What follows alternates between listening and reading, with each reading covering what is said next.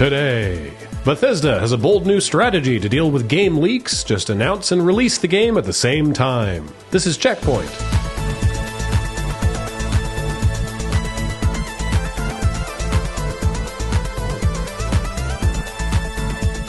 Welcome to CheckPoint. We've been working hard on our stories. A team of talented writers are committed to bringing you the best comedy news coverage we can. And you can watch this episode of CheckPoint now. It's been called one of gaming's worst kept secrets, which I guess is a new way that we're referring to things that are obvious to everyone but not officially confirmed, like how Birdo is trans, Samus is a lesbian, or that Hidetaka Miyazaki likes feet. Whatever you want to call it, after rumors and speculations and full-on leaks, Bethesda finally confirmed that there is a remastered version of Oblivion and that it's being released, well, a couple of days ago, at time of recording. They did that cool, and you can buy it today thing that the people love. The remaster, out for PC, Xbox, and PS5, was developed almost totally by support studio Virtuous, who have wholly revamped the visuals in Unreal Engine 5. Do not worry, though, that the classic Bethesda nonsense will be somehow absent from this remaster, because while given the appearance of a modern game, under the hood it's still very much the Oblivion we know and love from 2006. In a manner I'm, and I imagine most people, possibly even Virtuous themselves, are unclear on, Bethesda's jank-ass creation engine is still there doing all the actual gameplay stuff, but they're using Unreal as a visual wrapper. So rest assured, it looks like a modern game, but it plays like a modern Bethesda game. And they further assured in their announcement video that while they have remastered the audio and added many new voice lines specific to Cyrodiil's various humanoid races, classic mimetic voice lines are retained for brand new shitposting aplenty. They've also remastered the leveling system, blending it between Oblivion's original bad system and Skyrim's better system. They also added things like improved lip syncing, sprinting, and an aiming crosshair in third person, so players who are new to The Elder Scrolls 4 won't be constantly obliged to ask millennial gamers, damn, you used to live like this?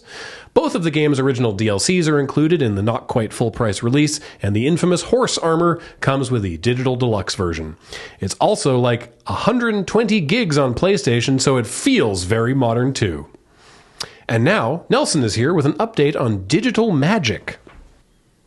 Fans of Magic the Gathering learned this week that the upcoming Spider-Man set will not be coming to the game's digital platforms, and instead, online planeswalkers will play through a new product called Through the Omen Paths. For those among you who don't play Magic, congratulations on your surplus budget! And let me unpack some jargon. For a few years now, Magic has been releasing occasional sets featuring characters and scenes from other beloved IP like Transformers, The Lord of the Rings, and Fallout. The Magic community feels very normally about these, and they haven't been divisive in any way, and also I'm lying.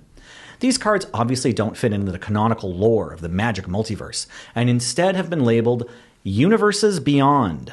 Originally, these UB cards were only allowed in some certain Magic formats and not in Magic's premier format, Standard. For reference, Standard is a rotating format where only a few years of the newest cards from big releases may be played.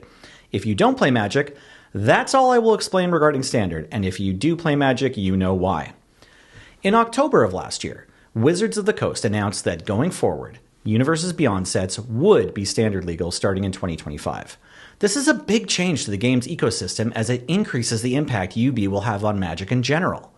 The Universes Beyond lineup for this year includes Final Fantasy, Avatar: The Last Airbender, and Marvel's Spider-Man, all legal alongside normal Magic cards like Trumpeting Carnosaur, Galewind Moose, and Lead Pipe. Now, while all three of those massively popular UB franchises are seeing print this year as paper Magic cards, only Final Fantasy and Avatar will see corresponding digital cards on Magic Arena and Magic the Gathering Online. Wizards of the Coast, or more likely their lawyers, couldn't secure the license to make digital cards for Marvel's Spider-Man. One of the main set releases for Standard Play later this year can't be reproduced digitally. This would result in the paper and digital metagames looking vastly different and causing untold confusion and headaches, especially amongst the new players that these IP partnerships are meant to bring in. Instead, Wizards will be adding different untold confusion and headaches by deciding to release an entire set of mechanically identical but flavorfully different digital cards on Arena and MTGO. They'll be doing this for Spider-Man and every other set in their multi-year Marvel partnership, and they're calling this embarrassing concession Through the Omen Paths. Omen Path cards will have new names, new art, an entirely new story and lore. Most players of the digital clients also play Paper Magic. Pro-level players use the digital clients for tournament testing. The confusion and mental effort required to keep up with a set that's being released with 2 names and arts for every card is dizzying to even imagine. The community backlash to this announcement has been immediate, with many commentators on social media asking why they can't just have paper copies of the Through the Omen Path version. Well, some of them are asking that. A lot of them are just booing. The announcement article was carefully vague about why this is all happening, but speculation quickly points to Marvel Snap as a potential legal hurdle since it is also a digital card game with the license for Marvel characters.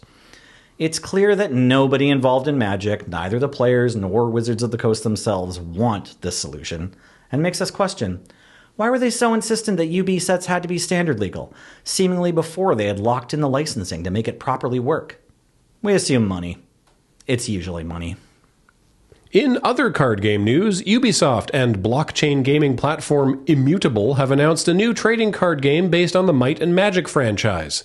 They claim Might and Magic Fates will, quote, continue the franchise's rich legacy, which seems unlikely, while also touting that you win with skill, not money. But it's free to play, so they gotta monetize it somehow, and whatever that way is, they're not saying. They're also being really coy about the so-called Web3 aspects of the game. They're a lot more gun-shy about saying NFT these days, so those 3 letters do not appear anywhere in the press information. But Immutable's own website is all about NFTs, so we assume that when Ubisoft talks about owning a unique collection, that's what they mean. We reiterate, you don't need the blockchain to solve this problem, because this isn't a problem, and it's been working very well for so long that one of the first Magic the Gathering online digital trading card portals has had time to go defunct, rise like a shitty phoenix as a cryptocurrency exchange, and then go defunct again. Stop solving problems that don't exist. And now Cameron is going to review the Minecraft movie. Thanks, Graham. A Minecraft movie is... well, it's not bad, actually. I was expecting a cynical advertisement that makes some bland comments about creativity, and it is that. But it also got a couple of genuine laughs out of me. I'm not made out of stone. If the cartoon sheep makes a silly face, I'm going to laugh. As a film, it's entirely adequate. The plot makes sense, and its reasonably disciplined 101 minutes move along pretty quickly. When it's not stomping as many references as are physically possible into the script, it manages to land a few decent gags. The acting is engaged and enthusiastic. The characters want things and then do actions which make sense in order to obtain them. Jack Black's Steve has a habit of announcing everything he does, which I found annoying, but multiple people in the theater were going to do that anyway, so may as well get out ahead of it. On that note, the chicken jockey thing is probably a bit overblown, like most internet phenomena. The kids in my screening shouted chicken jockey when Jack Black shouted chicken jockey, but otherwise weren't really disruptive or destructive, though your mileage may vary. The film has a fun visual style, and the action is clear. Jared Hess's depiction of small-town Idaho is surreal in a way that makes the Minecraft overworld feel both appealing and oddly credible. It's not a profound film. I'd say it's competent, a solid 6 out of 10, which is more than I was expecting considering that a Minecraft movie has been in development since 2014, with this iteration starting in 2019. It's also an advertisement directed at children, which I don't love. In fact, nobody should even like that. It probably makes the entire enterprise immoral, but this is also the poppest of pop culture and therefore commands attention. Not everything that makes this much money has that much cultural impact, but one sequel is already being planned, so expect more of these.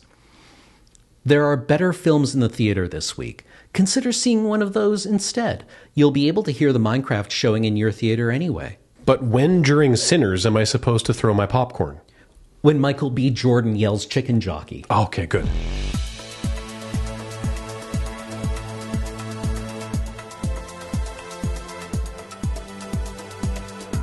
Coming up, You will soon be able to disappoint Duo, the Duolingo owl, in a whole new way as the company is rolling out chess lessons. According to a spokesperson, chess is a game you can play your whole life and continuously improve your skills. Which just shows they've never heard my innovative flip the table, quit, and sulk gambit. Woohoo! Checkpoint. All right. Great work, Cameron. Great work also, Nelson, who was here. Yeah. Provably. Yeah, absolutely. Okay, we did it. Yeah. Stories also written by Nelson and Cameron, the ones that they read aloud. Yes. So good. Yeah, it was fun. Good stuff. Yeah. The are you an Oblivion child? I've never actually played any Elder Scrolls game. The first one that I was aware of was Daggerfall. Wow. Yeah, so that was 2. Yeah, because you were a PC gamer growing up. Yeah. Although I think at that point in my life, I was playing a lot of like Sims. So I was playing like flight sims. Yeah, not the Sims, which would not exist for several years. I was playing like Aces Over Europe and Aces of the Pacific. Dang. Yeah. Cool. Yeah. Well, I mean, that was absolutely not cool. Yeah. But I definitely played a lot of Oblivion on Xbox 360 because it was probably the first I guess they're called Western RPGs that I played. Like I had dabbled with the original Baldur's Gate on my friends' PCs, but I never had a PC growing up. Right. And so I'd played JRPGs on my PlayStation and PS2. But then Oblivion came out for 360, and this was the era when this was like the one console generation where Microsoft was like just nailing it. Right. Yes. Yeah. And everyone had the 360, and it was like, oh yeah, let's play Oblivion.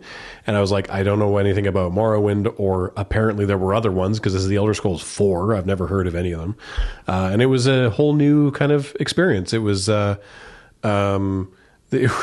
you get through like the tutorial area, and then it's like, okay, now walk over there, and you take like 3 steps, and you're like, what's this cave?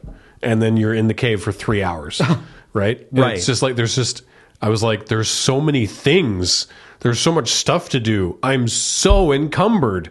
It was neat. Yeah, I remember watching a friend play Morrowind on Xbox, and he had a build where he just like walked around and held down Enervate, and just drained things with his purple lightning bolts. Oh, sweet. But I had played RPGs like Ultima 4 on the Nintendo, and also Final Fantasy and Dragon Warrior on the Nintendo, because Nintendo Power bundled the original Dragon Warrior with subscriptions. Right. So I kind of had that in my like gaming oeuvre, but they had always been much longer games than I think my attention span was, right? Like I felt like I got in, understood the game, played it, and then was like, I'm not actually that invested in continuing this for another 200 hours. That's fair. I don't even remember if I actually beat Oblivion ever. But I played Skyrim as soon as that came out because I was like, oh, but Oblivion was sweet. So I like that not only did they keep in particular voice lines of like, the like, stop, you violated the law, right, or cheese for everyone, but like the one voice actor who like reads her line and then is like, wait, let me take that again. That's exactly what I was going to say. They kept that one in. She does her line, and then you can hear her. So the best part is they've added a much more robust lip syncing feature. It's not AI. It's just like they have all the phonemes and stuff, and they can detect when certain phonemes are happening, and it all moves around and everything. Right. And so the character is standing there and says her line, and then like really clearly also lip syncs the like, wait, hang on, let me just do one more, and then does the line again, and it's so funny. I love that they kept that. I a couple of years ago, I joked that I wanted to start using NPC lines in conversation when I had just run out of things to say. Like if somebody like was pressing me at a party for things to like talk about, I would just start saying like, I hear the king has a new advisor. And now maybe I can just like start using, hold on, let me take that one again. Right. And then repeat myself with slightly different inflections. Oh, I like that a lot. That's good. Talked a bit about, or Nelson did at least, talked a bit about the universes beyond through the Omen Paths thing, which the Omen Paths. I'm sure we will be discussing in further depth on the forthcoming episode of Tap Tap Concede on the Magic Channel. Well, I mean, we're locked into that discourse for like 2 years, I guess. Oh, it's so silly. Or however long the Marvel partnership lasts. It's meant to be multi-years. Yeah, I know. I'm so tired already. I don't know. I think the Spider-Man set is going to be a lot more entertaining if they make a grocery store knock-off action figure set version of it, rather than try to make it like high fantasy themed. Oh, Like if I can get the improbable Arachno lad, I think that would be much funnier than having some like spider human legend that bring me TikToks of Arachno lad. Yes, yeah. I like that a lot. That's great. Mm-hmm. Yeah, It just brought back the City of Heroes character creator, which when it originally came out allowed you to make knockoff versions of most Marvel and DC superheroes, Right. which they had to roll back in order to not get sued. But I had a friend who made like the Improbable Lump and Biclops and Honey Badger. Biclops. Yeah, he was a guy with 2 eyes. And I think these sets would be I would be a lot more charmed with them if they took that route, Yeah. which they can't do, obviously. But, you know, a man can dream. Whoever's working on creative text for those sets, I am so sorry. Yeah, that sounds like a thankless job. But by way of segue, we thank you for your support in making this show happen. That was a clean segue, I think. Yeah. Nice. Supporting us on Patreon or becoming a member of the channel, whose names we will see shortly. We really appreciate it. I don't think we have anything like major coming up that we need to remind you of, except to say that we appreciate you being we appreciate you being here, and hope that you leave a comment and like the video and follow the channel if you aren't already. And yeah. When did you yell chicken jockey in the Minecraft movie? Yeah, see, you can do it other times. No one says you have to do it when he says chicken jockey. You could do it like, as soon as the opening titles hit, or just, when he says, I'm Steve. Yep. It was, I am Steve, and then just yell chicken jockey, and then I think eat all your popcorn. Yes. In one gulp. Yeah. Just And the like, bucket. Yeah. Unhinged hold jaw. it up. Hold the popcorn bucket directly up in front of you and shake it for a couple of seconds, and then despawn it from your inventory. Yeah. Yeah. Okay. The Minecraft movie made me want to go watch Napoleon Dynamite again. Yeah, I kind of want to do that too, actually. All right. Bye, everybody.